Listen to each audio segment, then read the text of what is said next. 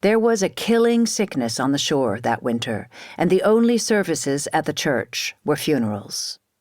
The beadle stood at the bare wooden table that served as an altar in his shapeless cloak and black skullcap, offering a reading and a prayer over the departed.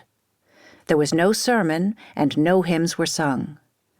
The few people well enough to mourn the dead carried them to their rest, rasping shallow graves in the frozen earth. The sanctuary was almost empty on the day of the wedding as well, and there was the same forsaken air about the occasion as the sparsely attended funerals. The bride was a girl of 14, her hands manacled in a fur muff on her lap. Everyone in the church but her father was a rank stranger, and even her father the youngster barely knew. He was a merchant from Jersey, 20 years in Newfoundland, but for spending every second winter with his wife and daughters in the old country. He'd arrived home in September as planned, but stayed just long enough to attend to immediate business before shipping out again. And against her mother's useless protests, he packed his oldest daughter along for the journey. She had never been to sea, and they sailed into storm as soon as they left the channel, the vessel shipping green water as each wave overwhelmed the bow. She didn't leave her cabin for sickness and for fear of being swept overboard the entire voyage. The groom was late for the ceremony, and Misters Matterface and Heater were dispatched to find him.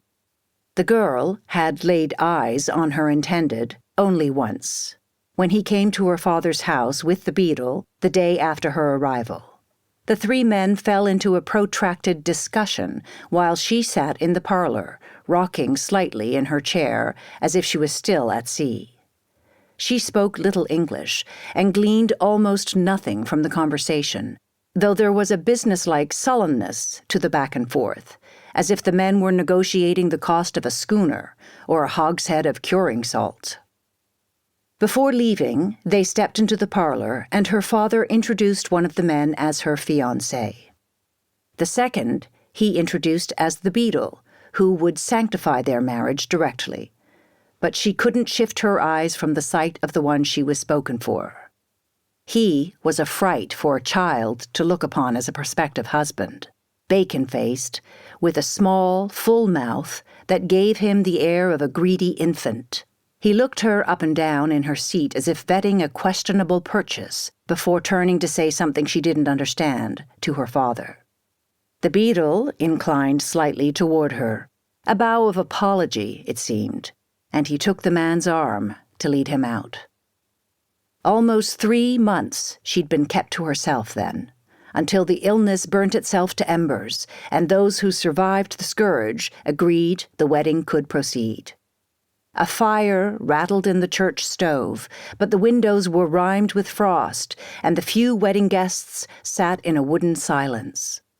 The girl stared at the expensive beaver muff as she waited, raising the fur to her face now and then to wipe at the clear line of snot on her upper lip.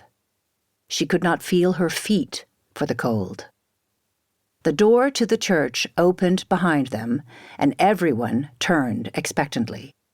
The man who entered stopped to glance about the hall, surprised, no doubt, by the groom's absence.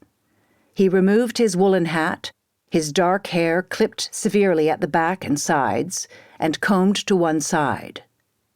It took the bride a moment to realize a girl had come in behind him, a servant wearing a gray bonnet and a length of rough calico about her shoulders as a shawl. It was almost impossible to tell with servants, but she thought they might be near the same age, herself and this girl. The newcomers sat together at the back of the room, and the young man shrugged out of his overcoat, revealing a fashionable dragon green jacket over a striped waistcoat with 2 watch fobs. He nodded at a handful of those present, and eventually caught the bride's eye and held it. She felt oddly naked in the light of that stranger's gaze. There was something comfortless but knowing in it, and before her father nudged her attention away, she surprised herself by wishing it was him she was about to marry.